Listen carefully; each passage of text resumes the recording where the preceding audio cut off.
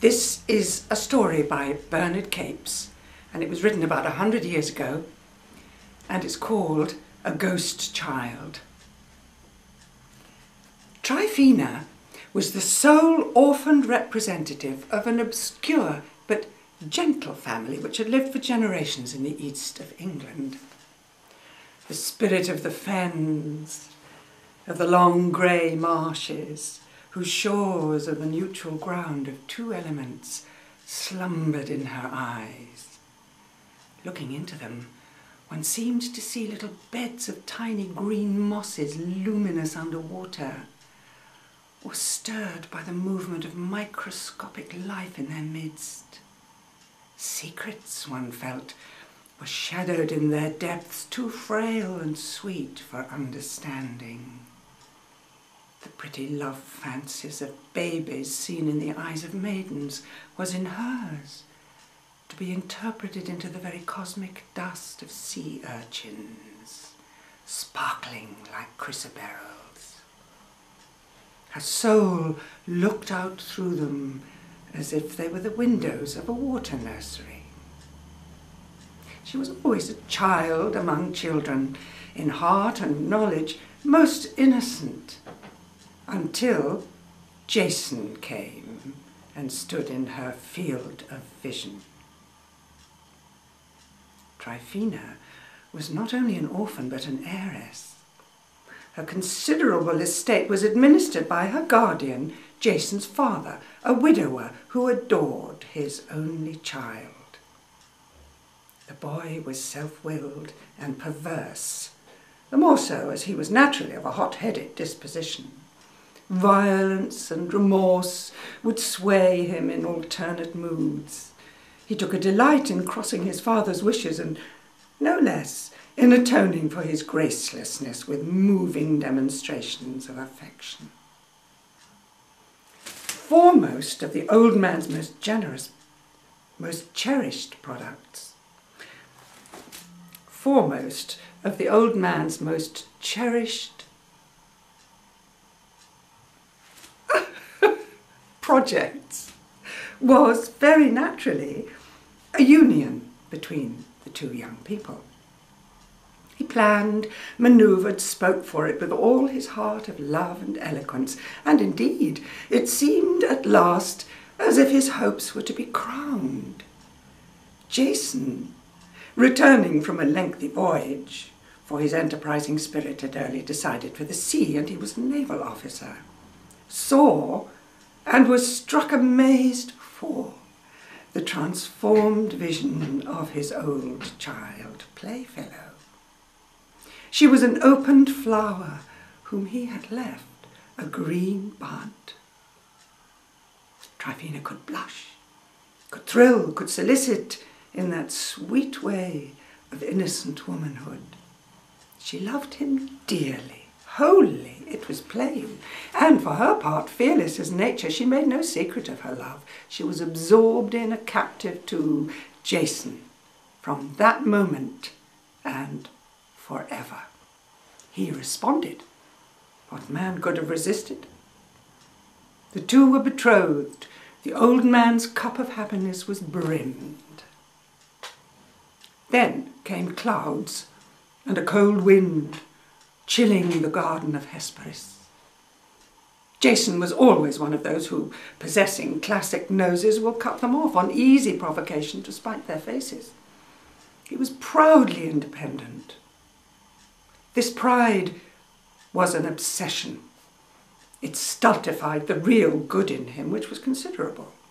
Apart from it, he was a good, warm-tempered fellow, hasty but affectionate. Under its dominion, he would have broken his own heart on an imaginary grievance. The upshot was that when within a few months of the date which was to make his union with Tryphena eternal, Jason broke away from a restraint which his pride pictured to him as intolerable, and went on a yachting expedition with a friend. Then at once, and with characteristic violence, came the reaction.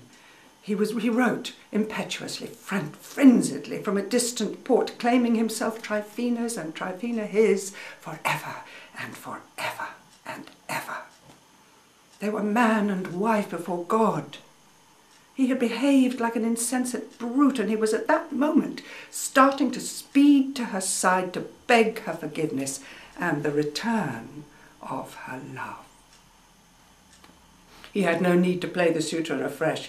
She had never doubted or questioned their mutual bondage, and would have died a maid for his sake. But the joy came near to upset the reason of the old man, already tottering in its dotage, and what followed destroyed it utterly. The yacht, flying home, was lost at sea, and Jason was drowned.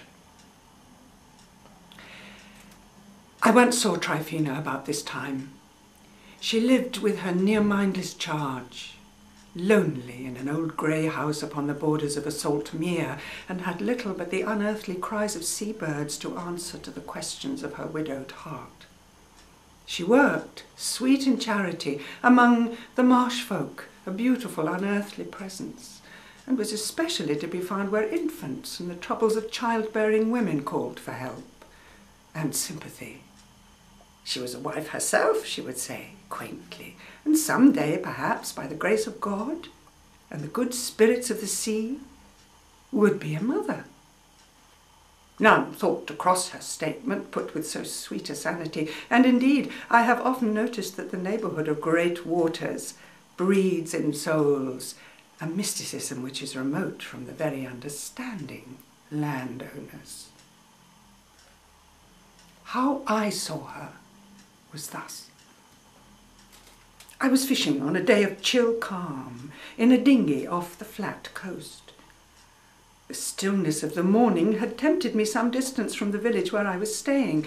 Presently, I looked about for a spot picturesque enough to add a zest to sandwiches and whisky and tobacco. Close by, a little creek or estuary ran up into a mere, between which and the sea lay a cluster of low sand hills, and thither I pulled. The spot, when I reached it, was calm, chill desolation manifest, lifeless water and lifeless sand, with no traffic between them, but the dead interchange of salt. Low sedges at first, and behind them low woods were mirrored in the water at a distance, with an interval between me and them of sheeted glass. And right across this shining pool ran a dim, half-drowned causeway, the sea path, it appeared, to and from a lonely house which I could just distinguish squatting among the trees. It was Tryphaena's house. Now, paddling dispiritedly, I turned a cold dune and saw a mermaid before me. At least that was my instant impression. The creature sat coiled on the strand, combing her hair. That was certain, for I saw the gold-green tresses of it, whisked by her action into rainbow threads. It appeared as certain that her upper half was flesh and her lower fish. And it was only on my nearer approach that this latter resolved itself into a pale green skirt, roped, owing to her posture, about her limbs, and the hem fanned out at her feet like a tail fin. Thus also her bosom, which had appeared naked, became a bodice as near to her flesh in colour and texture as a smock is to a lady's smock, as which some call a cuckoo flower. It was plain enough now, yet the illusion for the moment had quite startled me. As I came near, I knew it was Tryphaena herself. I've never seen so lovely a creature. Her eyes, as they regarded me passing, were something to haunt a dream, so great in tragedy, not fathomless, but all in motion near their surfaces, it seemed, with green and rooted sorrow.